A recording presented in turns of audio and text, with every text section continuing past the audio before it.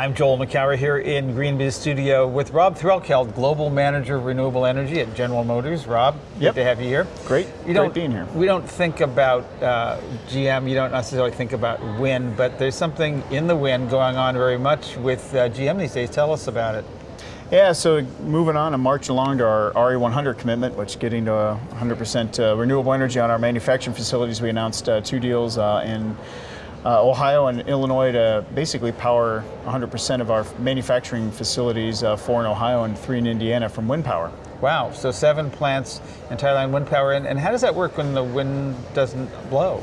So these are what are known in the industry as a virtual power purchase agreement. So we're still buying electricity from our utilities as we normally would, but in this case, the developers selling electricity to the wholesale market, and if they sell it above price, we get a check. If it's below price, we would have to cut a check to them. And in all cases, the renewable energy credits and attributes associated with the wind come to General Motors. Why are you doing this? Is this public relations, or is there a sound business reason beyond that? There are really sound business reasons when you look at where wind and solar have gone, and especially really decreased in prices. But it does provide a lot of economic certainty to our electricity forecast. So it's a great way to really provide the economic stability and then its savings as we go out into the outer years for our large manufacturing facilities. And is there a job component to this as well?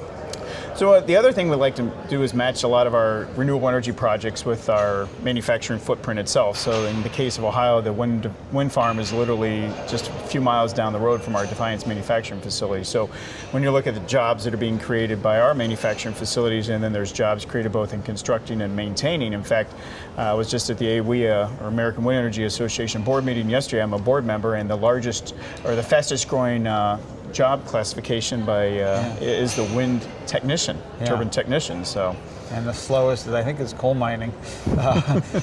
Could you have done this 2 or 3 years ago? We could have. We've signed a couple deals, one in Mexico and one in a couple deals in Texas as well. But I think it's really starting to streamline the process. You know, when we did our first deals, took 12, 18 months. You know, now we've streamlined it down to 4 or 5 months, and that's really using efforts through the Renewable Energy Buyers Alliance and Business Renewables Center to help educate the communities and industries of how we can do this, and then speed that process up, and then give basically our lessons learned. And do you see this as going to get increasingly easier to do, or at what point does it just sort of become a natural, normal, affordable choice that you don't even have to go out of your way to make? No, I really think it's a what I would call, and why we came out with our 4-pillar strategy, is to continue strong focus on energy efficiency.